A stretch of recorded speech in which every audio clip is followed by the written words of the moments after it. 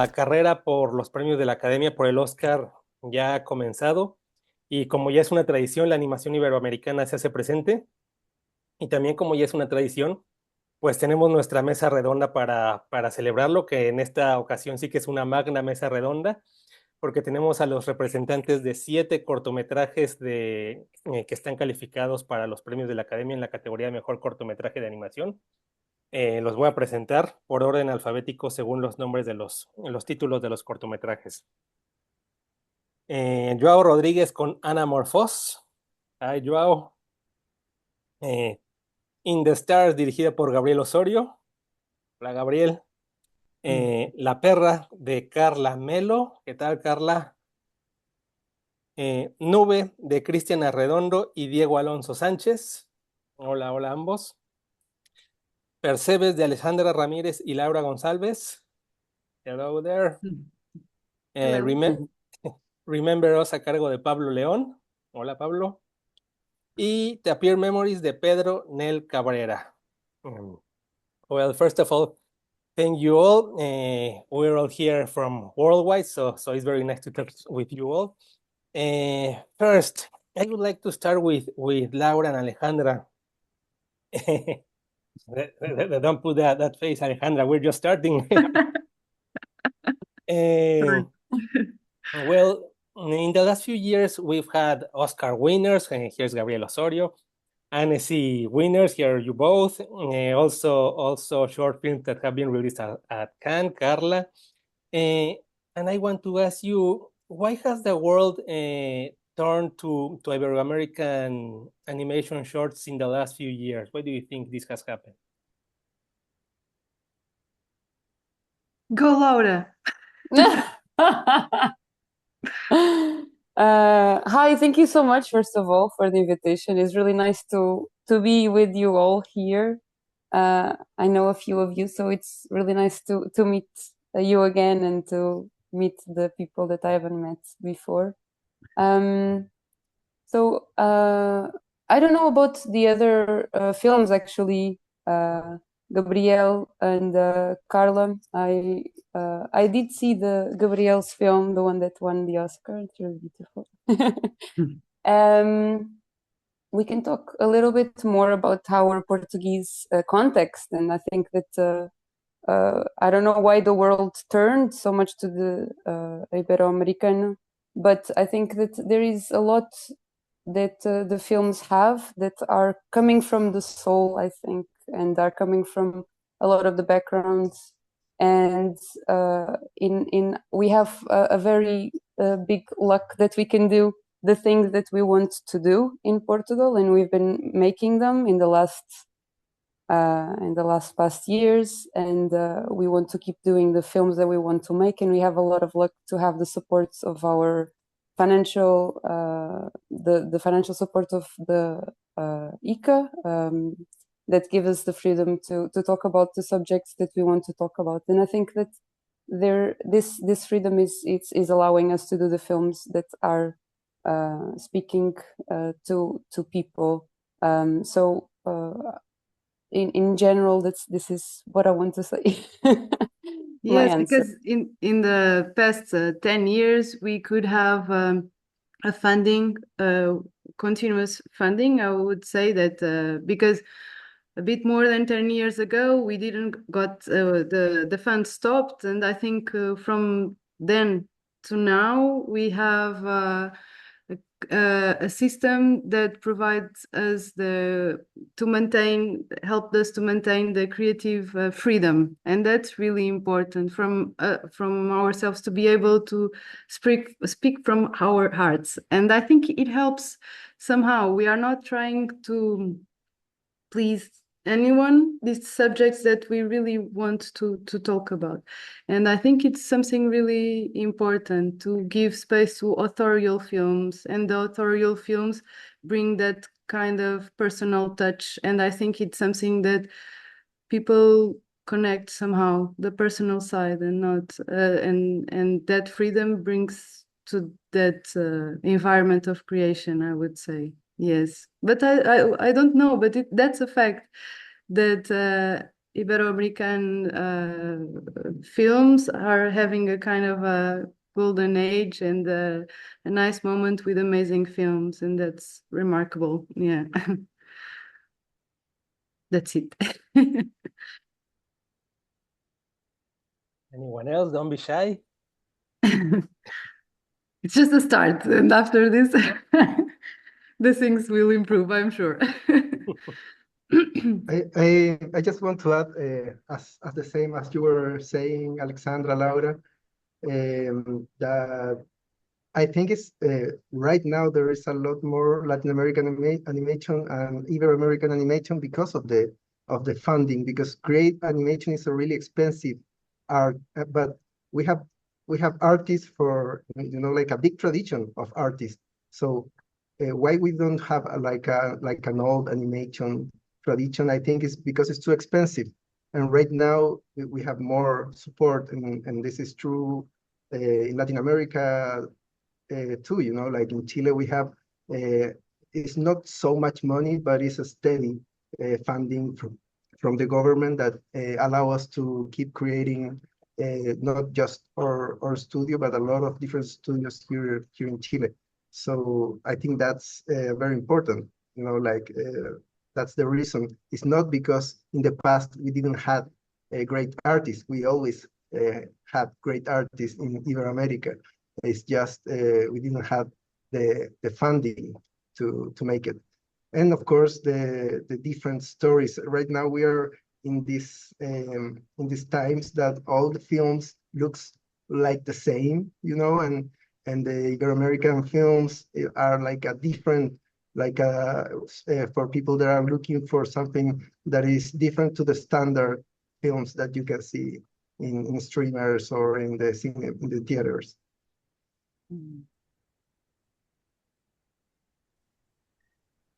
Pedro, I wanted to ask you, talking specifically about the Oscars, what do you think makes the Oscars so special? Because on one hand, people say they don't like it, but on the other side, I think every artist would like an Oscar. Also, a lot of people watch the Oscars. So what do you think makes them so special?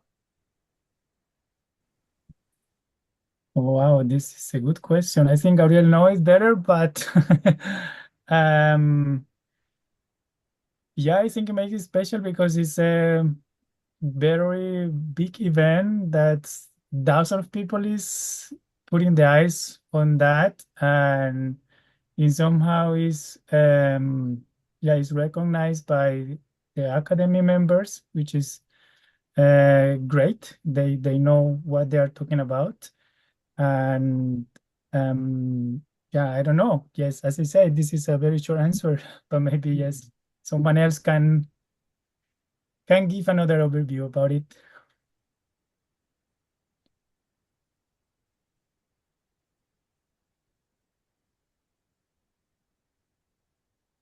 Pablo, since you're in Los Angeles, I don't know how it is lived over there. If you can tell us anything. Yeah, I think first of all, hi to everyone. You know, I big fans of a lot of you, so it's really nice to be in sharing this space. You know, the thing is that you're right. The normally we make fun of them all the time, like, oh, you know, the Oscars. Who gives a? Can we curse here? Are we allowed to?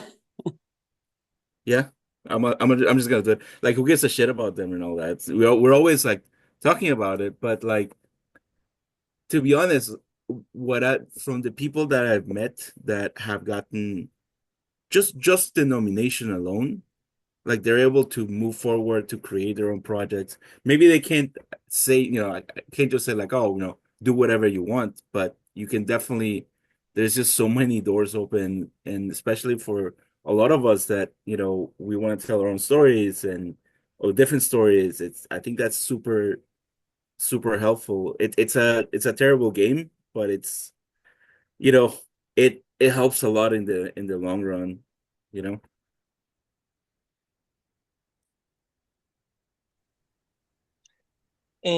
Gabriel, I wanted to ask you, since, well, we all know your experience, Oscar winner, first ever American Oscar winner. So when we talk about Oscars, for example, about feature films, we always say that this film was made for the Oscars because I don't know, it's directed by Martin Scorsese or Steven Spielberg. It has this cast, this crew, even it's released at a specific dates. But talking about animated short films and considering your experience,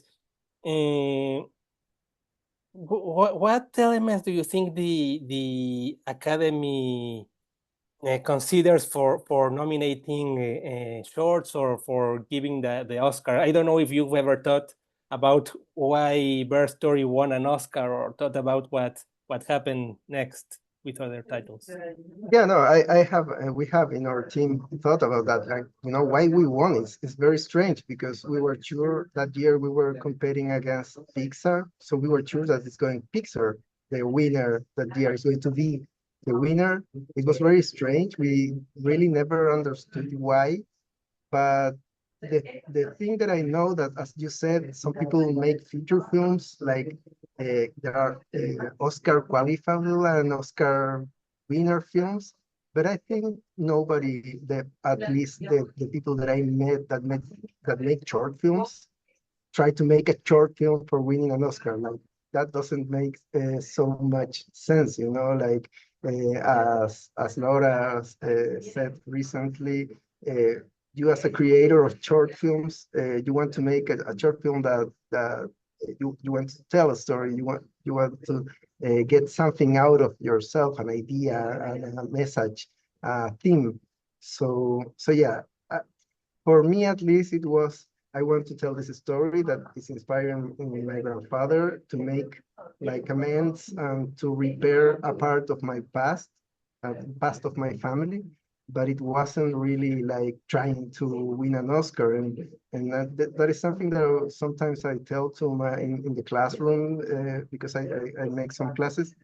And I tell, if you try to win an Oscar making a short film, probably it's going to be a poor short film, you know, like the first things is just you need to tell something that is meaningful to you in the first place as a director or writer or animator.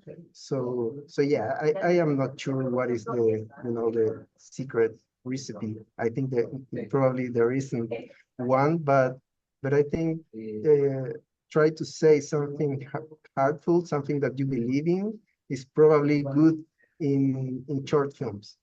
At least that was our experience. You know, like we didn't try like consciously to win that Oscar. We thought that it was impossible to win to Pixar. You know. Yeah, and another thing about the Oscar that I sometimes think is that, you know, the film Bear Story that we won on 2016 the Oscar is not a better film because it won the Oscar, and and it will not be a bad film if it wasn't won. You know, like I don't know, the Oscar doesn't make a film better or not. It's just a recognition, and as you, Pablo, said, it's really helpful for the career for our studio. Was like a great way to promote the studio, but I think it's not reflecting the quality of the film because you get to compare so many different styles, so many different things. Some of them are not comparable. So it's kind of strange to say this film is better than this other one when they are not related in any way. You know, like different styles, different messages, different point of views of the world. So yeah, I don't take the Oscar like something that if you don't win the Oscar, it's not, it doesn't mean that your film is not good, you know. Yeah, I just to add to that too, like I think the only ones that have the privilege to say like we're making a film for the Oscars are the big studios. Like none of us, at least I don't want to speak for anyone, but I don't think any of us set out to make some. We just wanted to make, our stupid little cartoons and like put them out in the world and maybe in like one or two festivals, and so everyone can watch them. it just kind of everything else just kind of happens organically. So, but that's, I think only the bigger studios can say, oh, we're making this specifically for this race, or they're making like films that are more crowd pleasers. We're not like for me at least, like I didn't think that anyone will really care about an armed conflict in Central America. That who really cares? So it's been a big surprise, but also like, none of us really set out for this. And have you all guys ever thought, how did you end up here in this race, in this particular Oscar race? What made you win your respective festivals? Christian is laughing. He's thought of something. Or you, Diego? Well, first of all, thank you, and it's very nice to finally meet you and to see like the rest of the people directing all these amazing short films. It's amazing to be here with you guys. But I think that something that can solve the three questions is that why is everyone turning back to Latin America or Hispanoamerica or Iberoamerica, or why are the Oscars important, or why or how when short film gets selected or gets to win? I think it's because the secret is, as Gabriel was saying, like we're not making this because we want to win, is because we really believe in these stories, and the reality is that at least in Latin America, it's not easy to make films. So you actually need to fight for it, and you really need to believe in it. And the final goal is to actually finish it, and then you don't care about anything else, and then you're pouring your heart in it, which means that people will connect with it in the end. And I think that's the reason why we are getting finally the recognition, because we got the opportunities finally. And I think that's why we are getting the selection that we're getting, because we all poured our souls in this. Yeah, do you hear me? Sorry, I had some problems with the mic. Yeah, I was thinking too that again that Diego said that something that can touch a little bit the other questions. I think there's like a, I don't know, historical or political aspect on all of this. Like we now, I think that Ibero-American culture is very big, but there's a specific system that is all the entertainment system that has always been there and everything, and it's slowly getting maybe tired or something. It's becoming weaker, and we have very big culture, a lot of artists, a lot of things to say, and but we don't have maybe the money that the industry had. So at the end, we are so much now, we have a lot of things to say that it's like normal that we start to rise up. And that doesn't mean exactly right now that we are getting money or something because of that. It's like something that is changing. When you ask about the Oscars, I think that they are important because of tradition. There's one guy who asked us in a festival, why don't you put directly your short film in YouTube? You have a bigger audience there instead of going to the festivals and everything. And I told him, yeah, that makes sense, but in all the history of cinema, we have been doing this specific kind of stuff, and it's nice. It works in this way, and I think it will start to change. And we have now all these voices and everything, and it's exciting. I think. I hope that makes sense. You touched some very interesting things, and well, the first thing that I want to talk about is the money. It's not the most important thing, but obviously it's very important so you can produce. So I noticed that I think all of your shorts are co-productions, but I think most of them are with France and with the USA. I think only Pedro has Sweden. No, Switzerland. Sorry, I think.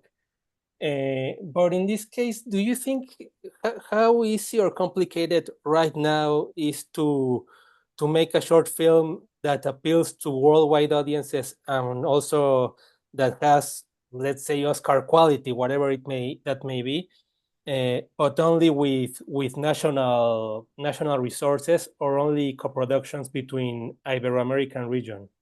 Is it possible to do something like that right now? I don't know, Joao or Carla, if you know, you can tell your opinion.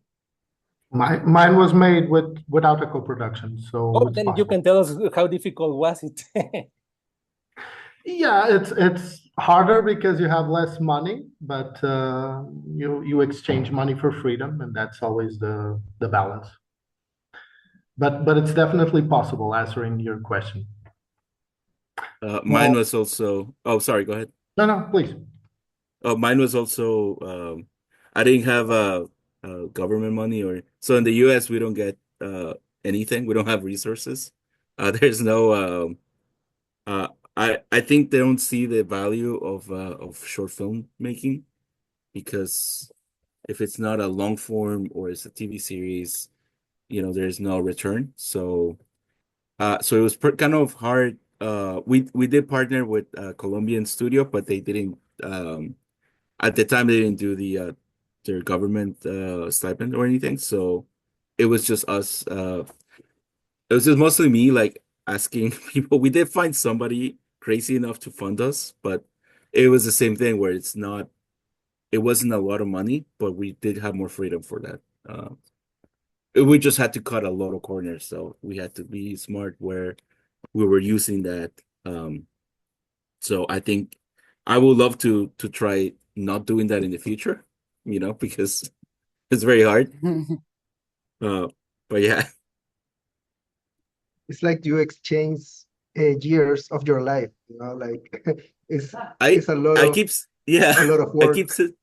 I keep saying that I lost my hair during this whole time, but I think it really did happen. Just it was gonna happen anyway, but that's the excuse that I'm using now. I have the same thing because I didn't have gray hairs before starting Nube, actually. I swear. Yes. What, Carla, you No, were saying? no, for example, hola a todos. Thank you for the invitation. No, in my case, I mean, in Colombia, we have to wait one time per year.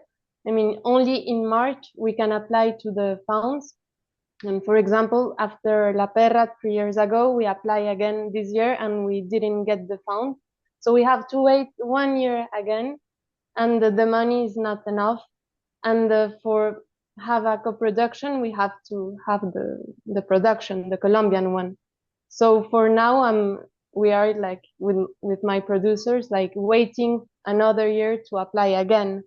So yes, there is like always a dependence with other countries, and it's very nice, but it's also the same thing of we lived every year.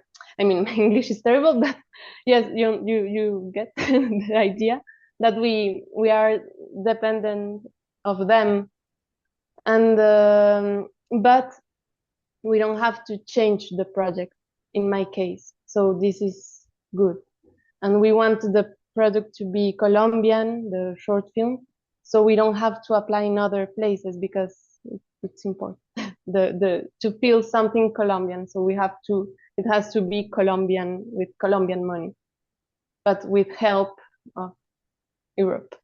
Yeah, that's What you say is very interesting, and I would like to extend that question to the Percebes and Nube team, because also for you, because you all co-produce with France, you all these 3 short films. So, but it's curious because Iberoamerica is co-producing a lot of short films with France. So I wanted to ask you, first of all, what are the advantages that France is giving to you artists? but also it's curious because these shorts have a lot of national identity because, as you said, La Perra, Percebes deals with Algarve, Nube shows Mexico City and other places of Mexico. So what can you tell us about this experience? Well, in our case with friends, we worked with Iki Films, and we really love Nidia and Edwina, and we felt like it more than being with friends. First, we met them, and we really loved. We were basically on the same page in terms of how we thought about films, and this was like a hold hands to continue. Like they really liked the project, and we applied with friends because in France there's also a lot of financial support. You can apply for different regional and funds, and it gives you a lot more possibilities to get the funds. So this is something nice about France. Is that you have more possibilities, but it's important to do it with a co-production that you like. I think more than the money and how much you go get from France is to do it with someone that believes in your film and that likes to work with you, and in terms of something so personal. And so we are talking about the region of Algarve, and it's true we're talking about something very specific, but it's also very universal, and France is not somewhere that escapes from this. So somehow people also feel really connected with this theme to be able to support it in France. I don't know if you want to add. Yes. Yeah, in France there is more funds and funds for the foreigners film. So I think it's one of the main reasons why there is so many co-productions with France. But also there is a lot of competitivity, because yes. Everybody that is from a country that don't have funds, they see an opportunity in France to make their own films because on their country it's not possible. So it's one of the reasons why it's something that all our eyes are on France when we look for co-producers, because there is more opportunities. But the idea of having a co-production is also because somehow it allows us to go further on our ambitions on the film, because if we have an extra money and an extra help, and there is a lot of talented people in France because there is a lot of animators. In our case, it was more painting, but there is a lot of specialized people on animation and authorial animation. So it's something that it seduces us all and allow our film to be a bit more complex, and we can spend more money on this film. And of course, our theme is of Percebes, the tourism overload in our daily lives. It's something that it's not from our country, for sure. It's a reality all over the world, and that helps us to find money outside of Portugal. But yes, that's it. In our case, it helped us, and I think when you come from a country that don't have much funds, you need to look abroad. Yeah, and co-productions are nice in that perspective. Yeah. Maybe That's I can speak about my experience. Sure, please. Yes, maybe I don't know how many of you know, but my short is my master film project, so I didn't have any money, and even for festivals, it was thanks to a prize that the film won as a best student film, which is push or gave me the chance to apply for some festivals in America that are very expensive, but I would have loved to apply to more festivals. So all has been doing by myself, and which is great because yes, I'm learning, and all the team that work on Tapir Memories, they were also volunteers, and of course the school helped me with mentoring and with some editing advice and with the sound studio and all these kind of things. But so yes, I mean, you as animators, you know that if you want to do something, I think you have all on your hands. And if you have money, of course, it's more motivated because maybe the film can have a better quality somehow, or yeah, or maybe I'm wrong. But in my case, I spent around 1 year in the pre-production and 1.5 in the production, and the post-production was very short because we already have all the material and all the sounds and all these things. So it was like roughly 3 years the project, but as I said, without any cent. So yes, which is maybe inspiring for others, or maybe you already did it before. I think, sorry, I didn't say hi to everyone because I was worried about my mic. Now I do it. I wanted to say that even if we had a co-production with France, I think in a way it was, I think it's true, everything that Laura and Alexandra said. In our case, I don't know how Diego could say it. Well, sorry, I think it was kind of natural in a way or accidental because we were not exactly looking for a way to finance the film. It was as oh sorry, I forgot your name, sorry, from Tapir Pedro. Yeah, Tapir Memories. Pedro. Tapir Yeah, Memories. but your name is Pedro, right? Yes, Pedro. Sorry, yes, sorry. As Pedro said, we did it first as a master's, like a graduation film, let's say.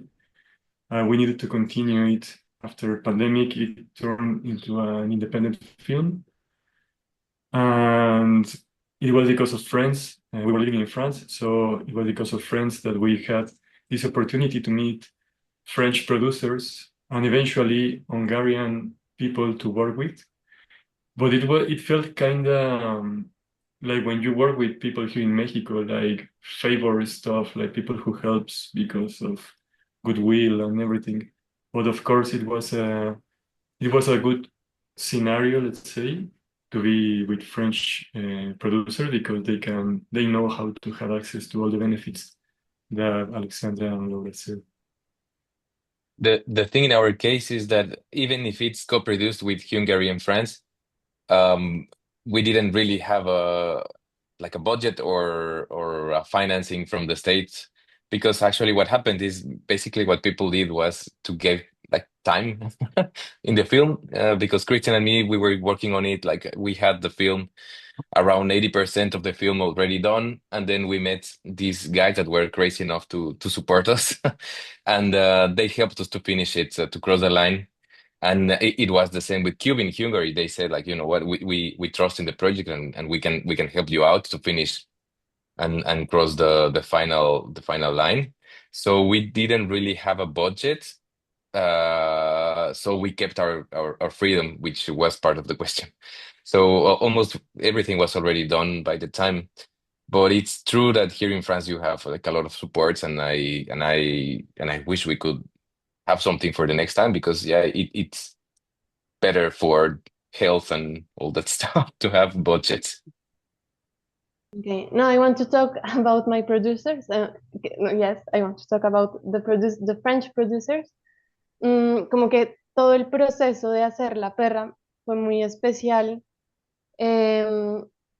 porque yo no había estudiado animación y no sabía cómo hacer una animación, o sea, cómo se hacen normalmente las animaciones, el animatic, el storyboard. Entonces fue todo un proceso al revés.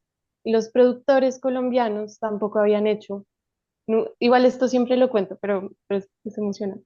Entonces los productores colombianos tampoco habían hecho una animación porque siempre estaban en la ficción, y tocamos muchas puertas en Francia, sobre todo en Francia, para que productores de animación nos acompañaran, y les dio mucho miedo, o sea, como es que era un proyecto muy ambicioso y sobre todo que no sabíamos muy bien cómo, pues, que iba a salir, y unas productoras, que es June Film, pues pues les gustó mucho el proyecto y se conectaron mucho, pero tampoco habían hecho animación nunca. Entonces éramos como tres ejes que nos lanzamos a una cosa así sin saber y fue muy, muy cómodo tener los fondos franceses em, porque pudimos probar muchas cosas y creo que esto también cambia las formas de hacer animación y que el proceso también se vuelve muy creativo y pensando en la primera pregunta, como por qué también hay una mirada de repente como hacia un boom en Iberoamérica y creo que es también, creo que también tiene que ver con eso porque se está expandiendo mucho la forma de hacer animación y creo que como, sí, como que hay algo que tiene que quebrarse y que haya dinero también ayuda a que uno cambie las formas de hacer y que no se vuelva como una forma más de hacer animación, sino una forma más de mirar y de hacer cine, como de refrescar algo. Entonces pienso que estos tres ejes de no saber y de lanzarse a una cosa como un abismo y de romper un poquito las formas de siempre de hacer cine, como desde un lugar más patriarcal y bueno, y todo esto, como que creo que ayuda también a ver qué hay debajo de este continente latinoamericano y como decir, como, ah, siempre hubo algo, pero no se vio realmente o se apartaba mucho de lo que se conoce como la animación. Entonces empezaron a pues empezó a expandir todo. Listo, ya, es todo.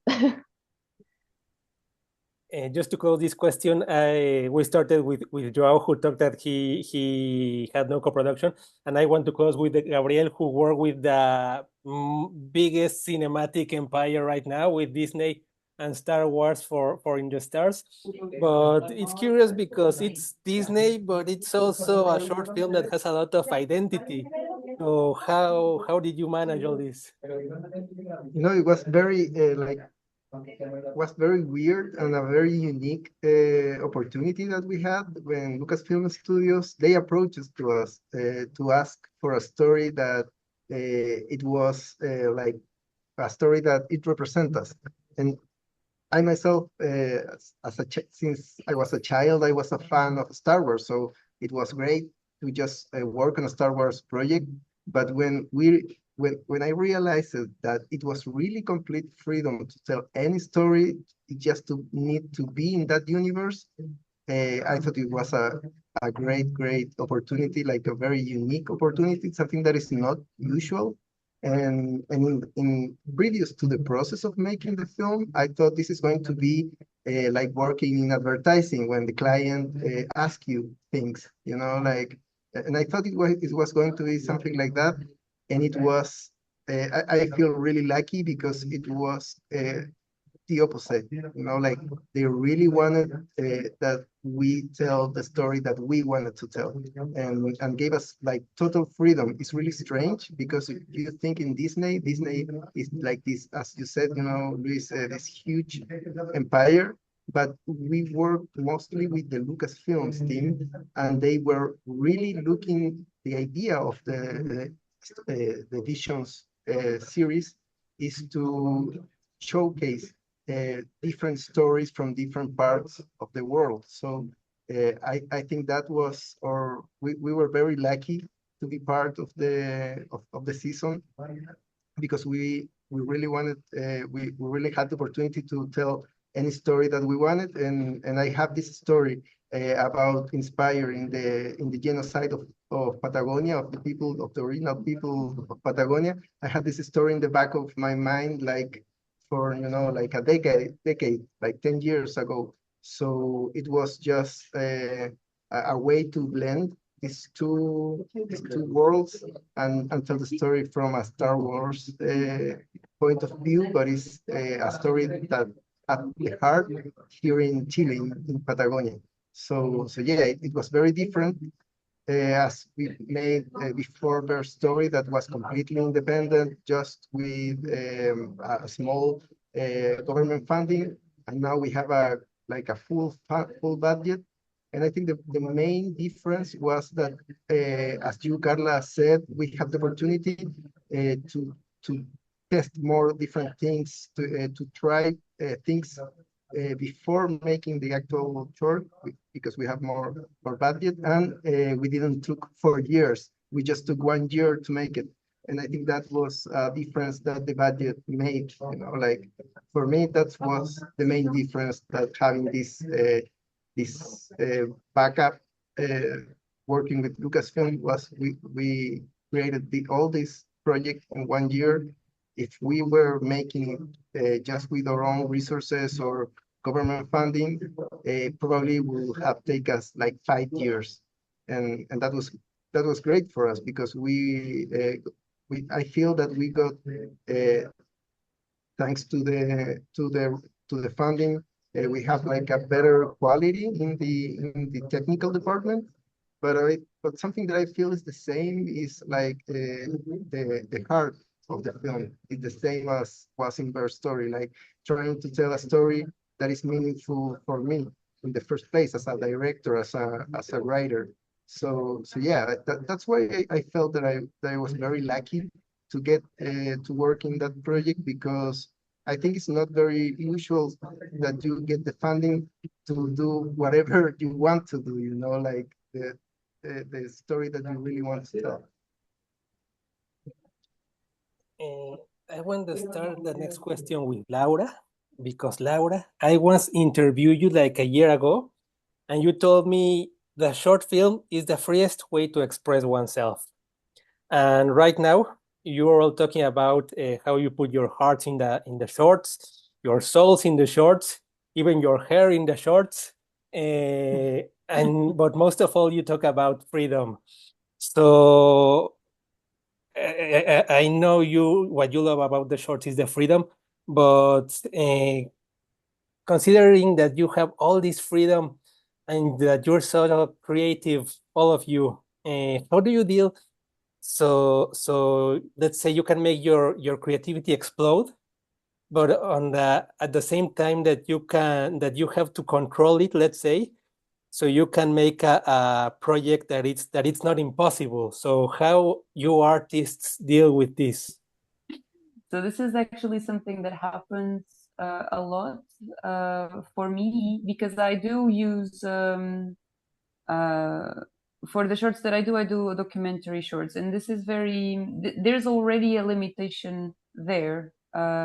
So creatively, the animation can provide you with a world that you can explore. You can create it from zero, but you have a very concrete reality that you're trying to expose, to narrate through the voices. So there is a limitation there. Because when we're making, I say we because I make films with Shah, but I also make it solo. And this is our priority always as a solo or as a duo, is that people are feeling represented, that we're not taking things that people are saying out of context.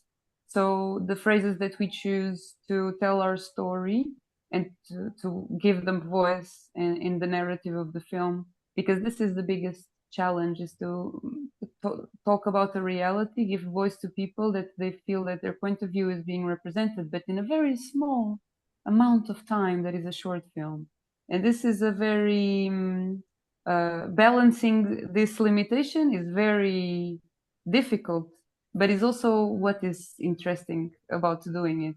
And then there's the creative part that you can just basically explore the world of possibilities that the 2D gives you, to illustrate what people are saying, to represent more than what the people are saying, to put there your own experience, even if you're not there in the film, but your experience is there always as a director for us. So I think that it's really important to have limitations in films, actually, because without limitations, well, I think that those limitations sometimes oblige us to be creative, you know, because we can plan everything, but then the animator brings a different thing. So we are free. It's important also to be free to accept that something is brought from the animator, and so we cannot control every detail. So that, I think the freedom, it's also to adapt some lacks of freedom somehow. I don't know, probably Yes. it's a bit confused, but as Laura was saying, in documentary, we might want to say another sentence, but the people that we interviewed say a completely different thing. For example, on our previous film together, we wanted to make a film about one theme, and actually the people that we interview brought a completely different subjects to the interviews, and somehow it was a bit complex to us to adapt to another film. But and we had the freedom to readapt, but we could not control, or we could not express ourselves through their speech. This makes sense? No, explain No, it. this is very interesting what you're saying, because that is also something really important in what we do, is to be open for what people are going to give us. But there is when you're limiting certain things while you're making a film, you're making it actually more focused and more pragmatic, and it can really tell better the story, and then if you have like a wild range of things. I mean, if you can deal well with that, that's amazing, because, for example, a lot of colors can give you a lot for your film, depending on what you want to say. But if you limit just to specific colors that each one of them has a symbolism on the film, it can help you tell better the story, which is, for example, in our case in Percebes, that happens. So, because we had to make that limitation for us, because we had so much to choose from, then we thought, no, we need to focus. So limitations can really help you tell a story in a small amount of time. And I think that all of the people here went through, okay, we need to give ourselves limitations, because like animation is the whole world. So, you know, that exercise is really important to do, to be able to have a film, to add one thing, to finish a film. Yes, because if we have a lot of more money, I think the film wouldn't be better. If we have a lot of animators now that could help us, I don't know if we could manage to give work to all of them. And I think sometimes to have more money or more production options, it's not clear that makes a better film. So, and we have limitations on our studio, limitations of space, limitations of people that are just available for the project in a specific period of time, and all of those things make us to try to control ourselves. It seems that it's taking us some freedom at some or some time to the project, but at the end, all of this is part of the film as it is now. So I think we all agree the idea of having more money, it doesn't mean that add more quality, and the freedom, it's also a balance. It's not black and white thing. Yes. I think it's really interesting what you said, because I am convinced that the limitations that you talk about, you know, the limitations of budget, is something that have helped us here at Punk Robot to create our own identity. You know, from the start, we knew that we are not going to make, we are mainly a 3D animation studio, but we are not going to make a Pixar style movies, because we can't do that. We don't have the money, we don't have the resources, we have enough, and so we need to construct like a new way, of a different way to thinking in animation, of thinking in the 3D, and yeah, 3D is our base, but we do a lot of scale models, then 3D scan, like try new things that, as we don't have these huge budgets, because even in the short film with Lucasfilm was good because we have a budget, but it wasn't like a huge budget. It was a very it was good for the time, but even in that moment we need to find new ways to resolve things. So we used to mix, take the best of the scale models of a stop motion way of doing things and put it in the 3D, take the best of 2D, and then mix in different ways that probably a studio that have a bigger budget and have like more stakes, to more to lose, maybe they can do that, you know. And I think that constraint, in some way, you can see it as a way of having freedom, you know, not freedom just in the story that you want to tell, but the freedom in the technique and the visual aspect that you are designing. And I think that's something great, and because it helped us as an Ibero-American artist to create our own identity, to create our own field, you know, like, or como decimos en Chile, nuestra propia cancha. Podemos jugar nuestro propio partido en una cancha que es diferente. Not necessarily try to copy what Pixar or Disney is doing, you know.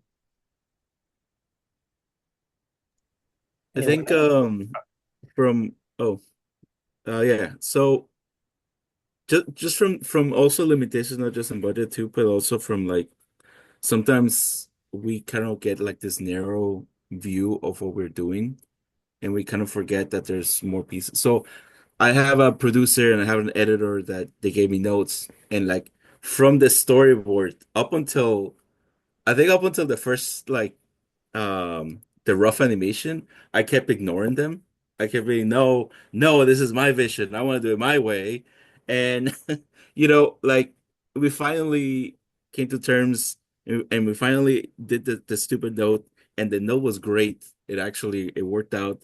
So it was one of those things where like um you know, I think we don't want to sacrifice our vision either, but just kind of like looking at other perspectives as well, like what everyone.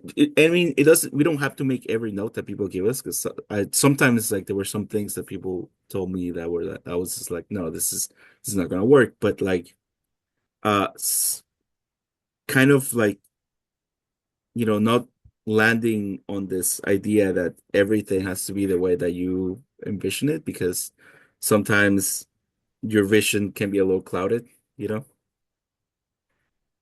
Also, And we I'm all need sure, money too.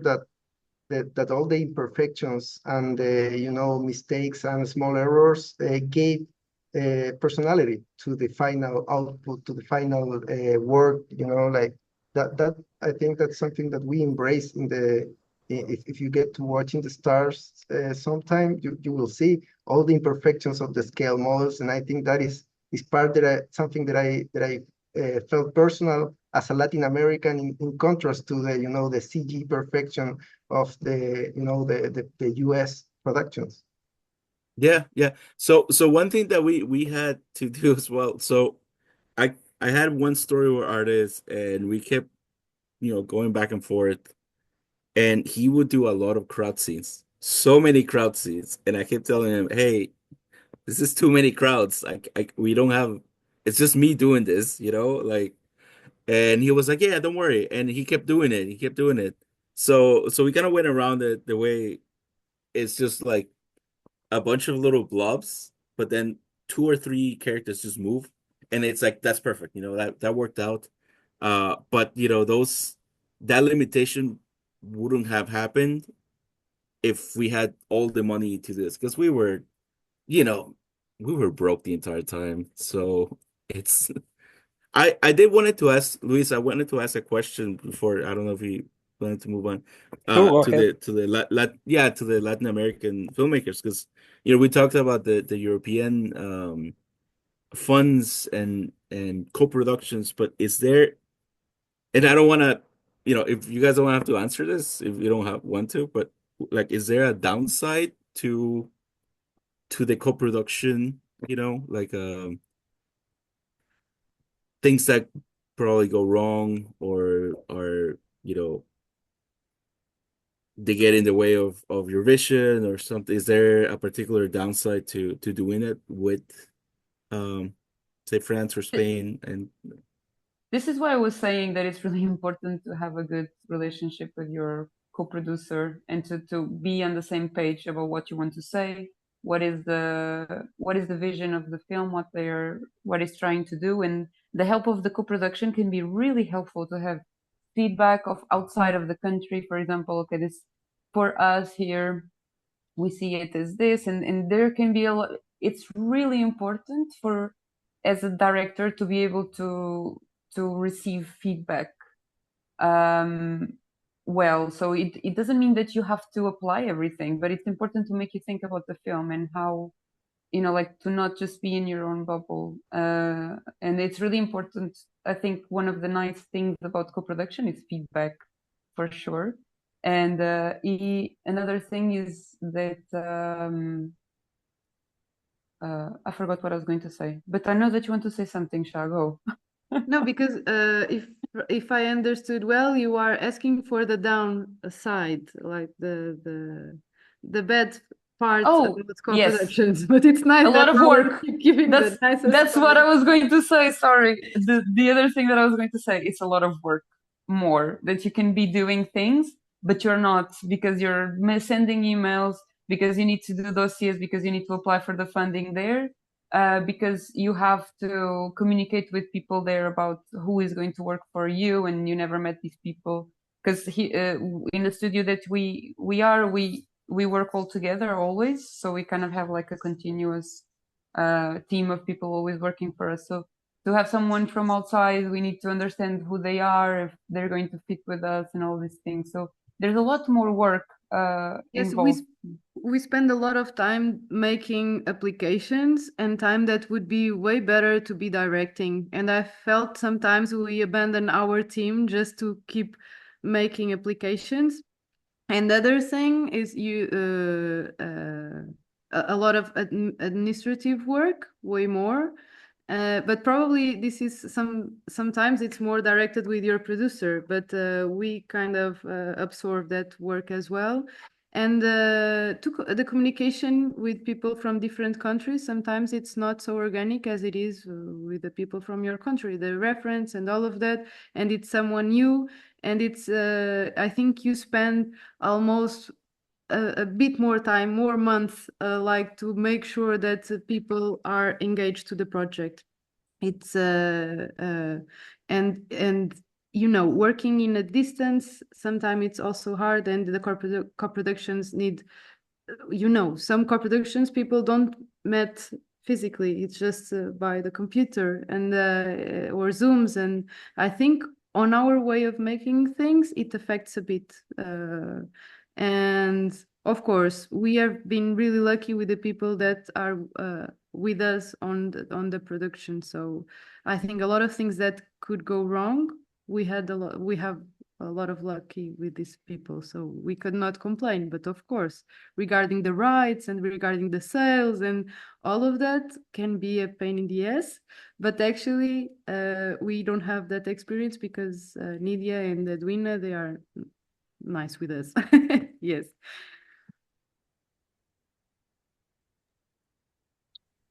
Anyone In else? our case, Yep. just to reply a little bit about that. It was interesting the moment when we started to have help from other people, because we were doing everything by ourselves and some friends. And eventually there's some other people that has suddenly like property and participation in your film in a way. And you need to start to listen to them too, and to try to know how to communicate with them. And I think it was difficult at the beginning for us, because we were very used to just be Diego and me taking decisions. And at the end, everything was good, was fine, but it was complicated. I think, I don't know what Diego could say.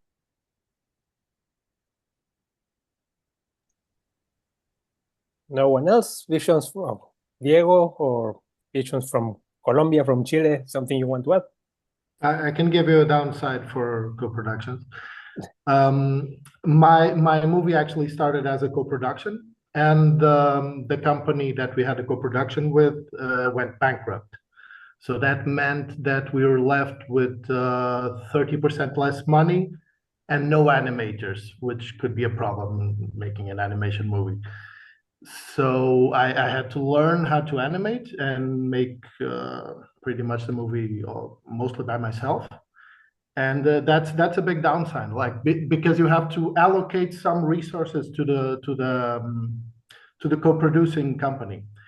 And it could be a nightmare because you sort of lose control of that. So yeah, you should trust your co-producers. Hey, Joe, I want to ask you a question. You didn't animate before making the film? So this film is your first animation? Sort of. I mean, it's my first, it's the first time that I call myself an animator. I have done animation before, but not at this level. No, because it's beautiful. I really appreciate all the details. It's crazy that this is your first film. I lied. It's my second. Yeah. No, but it's really I knew really it. good. Yeah. It can be. But yeah, it's 5 years of animating in there. So like the 5th year is much better than the 1st year. Yeah, we just to add to the theme, we have making one TV series on co-production with Brazil, Chile, Brazil, and it was a great experience. It's complex. Join the pipelines in a TV series. There is a lot of episodes, so it was difficult at the beginning, but our partners, Hype in Brazil, they were really professional. So the series is called Guitar and Drum, Guitarra y Tambor, and it's directed by Antonia and Mari, that are partners here at Punk Road. And it was a great experience. So yeah, I'm sure that joint forces from different parts of Latin America, of Iberoamerica, is great for all of us. You know, like we need to be more connected because we have talents in the whole continent. You know, like if we are divided, it's more difficult to create. So right now we are trying to raise a co-production for the future film that we are making, that it's inspired in the Verse Story short film. So it's difficult, but I think it's the better way to create. I have heard stories about failed co-productions like yours, Joao, but more terrible, you know, like ends with legal demands and all that stuff, because when there is more money involved, there are more at stake, you know. So yeah, it's kind of a two-side, I don't know how it's called, arma de doble filo, como two-side weapon, because in one side you can create more, but on the other side you need to really trust your partners. And I think that is something very important in animation: trust your team and the people that you are working with. I think that's the one of the main key things that I have learned in these years making animation. And just as a last question, this one is for all of you. Remember So I don't know who said it, that we're in a golden age of Ibero-American animation. So considering this, what do you think is the major strength right now in the Ibero-American animated shorts? I think and any of you guys can like correct me badly if you want, but I feel like we because of our countries the way they are, and for the longest that we've been alive, but we tend to be like pessimistic in the present but optimistic for the future. And I think that's kind of, I see how a lot of the films have been sort of had that note. Even when it comes to like historical memory films, they're all about like there's, they're so heavy, but there's always that little glimpse of like, yeah, things could probably get better. So that's what I've seen. But that's the type of stuff that I enjoy. So I'm living happy, that for me it's great.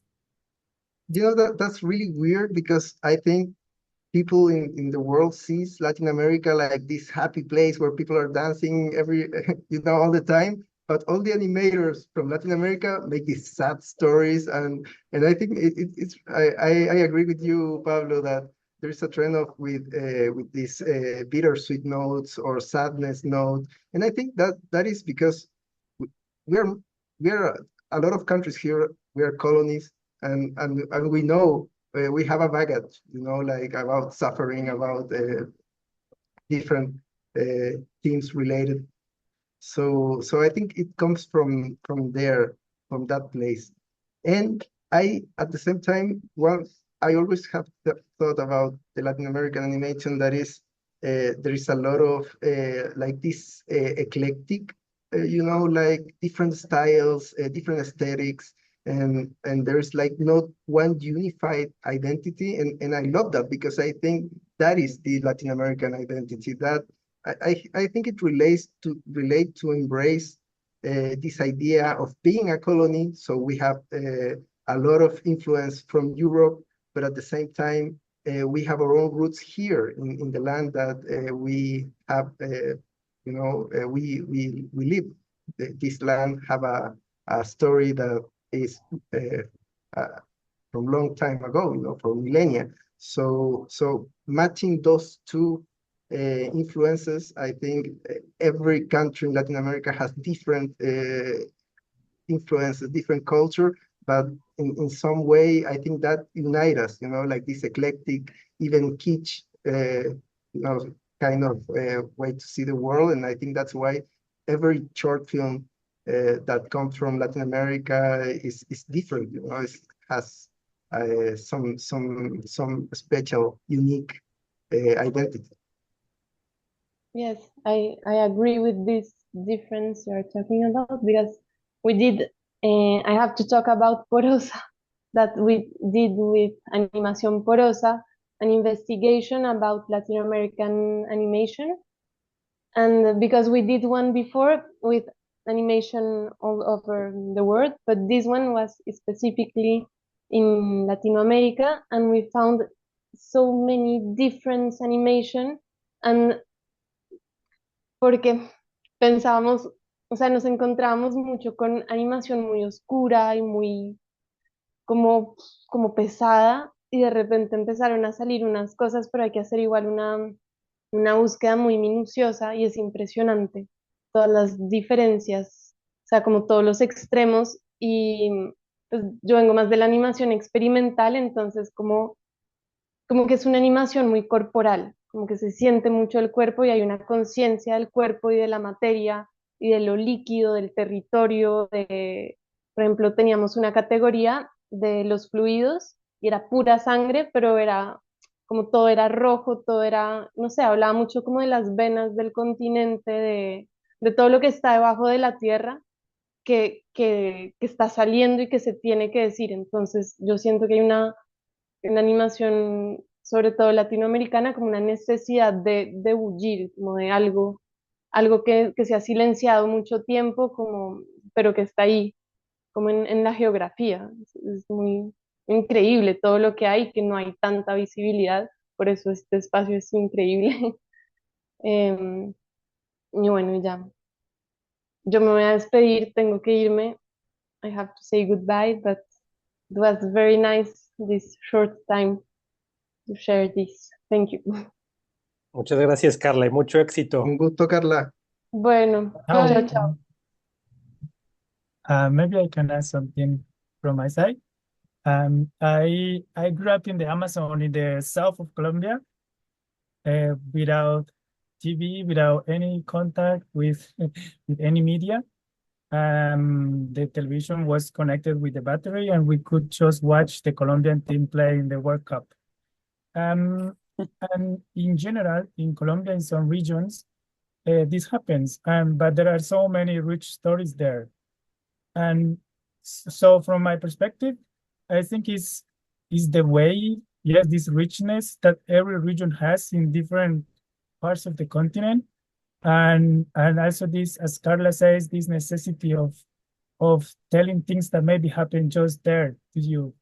So, and I dare to say that this mix, like Gabriel also mentioned it, this richness of varied things makes us rich at the same time, and add this language, this I don't know, you can call it maybe a mix with avant-garde, or a mix with experimental, or with the German expressionism, but it's all a mix, which is an opportunity also for us to create more things that are already in the whole planet.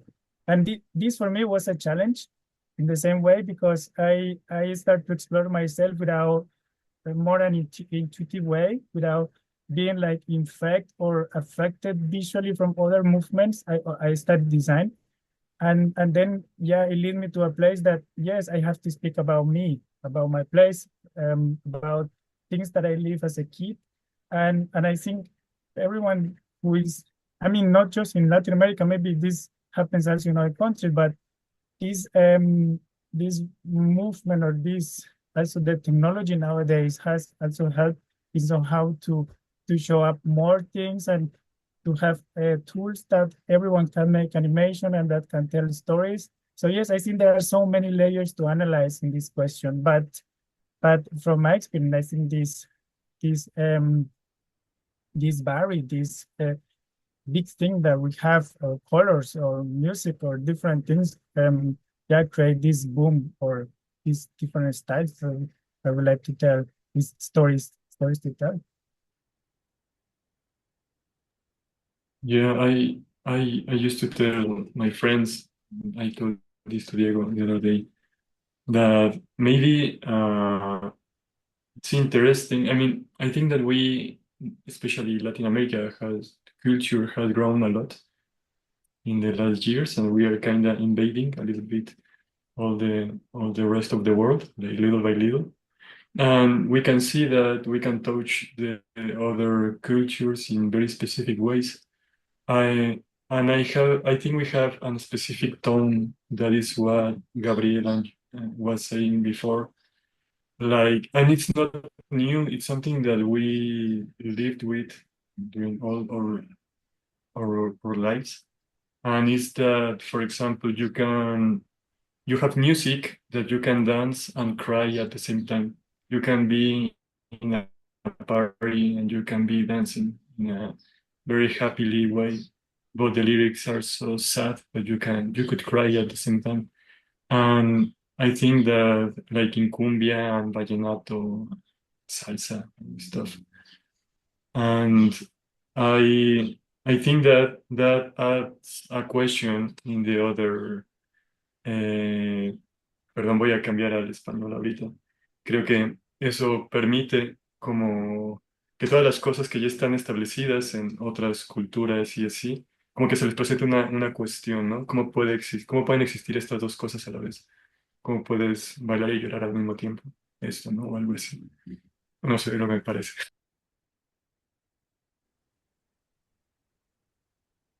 I think that people already said a lot about, I think, individuality, staying really close to the roots is something that it defines definitely the films that we see from these countries, but also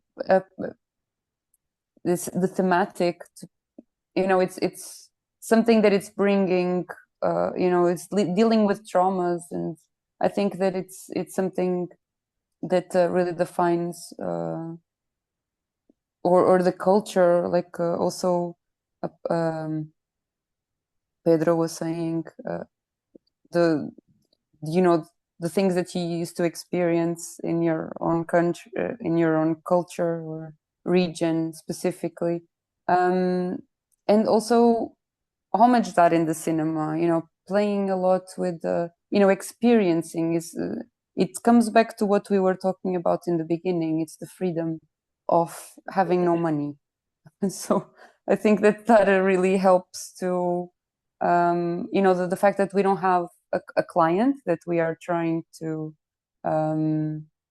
make happy and tell their story. We are telling our story in the place where we are coming from things that influenced us, and that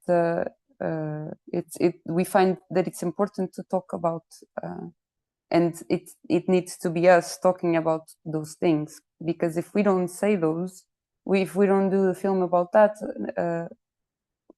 no one is going to do it, and it's going to get lost. So I think that it's this power that we have that As directors, yeah. as directors, yes. Yes, I think it's really important, or something that I think it's important to make films that we have some level of familiarity with it, and then we have something that it's familiar to us for several reasons, and try to understand how can I portray this. How can I tell this story? And then we have our resources, and we are limited on resources. Of course, now we are having funds, but it's not something that we cannot have it as granted, you know. And so we have something that we want to portray, and how we will do it with the resources that we have, and that make the films that we do. And I think it reflects on American films that sometimes they have a lot of more budget, and they portray their reality. And actually, their reality is not exactly the same as we have it on this side of the ocean, or in yours, or in or southern, or in different places. We know different realities, and I think this the two main things. To want to portray something that we have a familiarity, and how can we do it with the resources that we have, and that makes what we've been doing, and that's somehow magical. Yeah.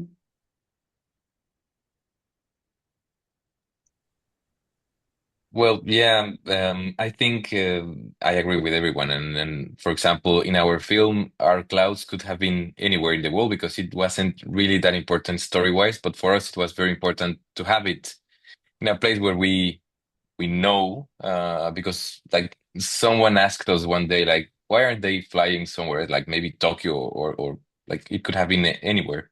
But I think, as Alexandra was saying, that it's very important because this is part of yourselves and of ourselves, and you are putting a little bit of yourself everywhere, and this is like making it more honest.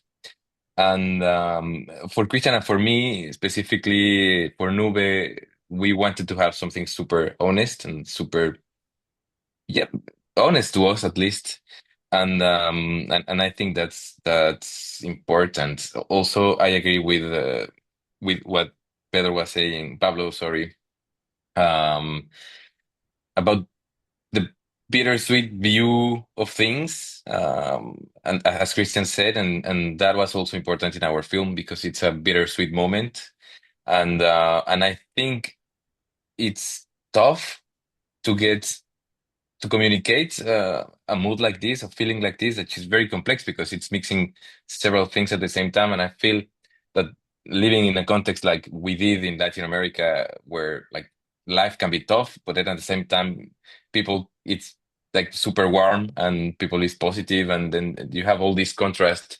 And I don't know, I couldn't say, but I don't think that this happens very often in different places of the world where you are exposed to these completely different sides of the spectrum, and I think that's something that's making us able to tell stories like this, maybe like deep, but at the same time warm, and maybe even fun. I don't know. Last but not least, João.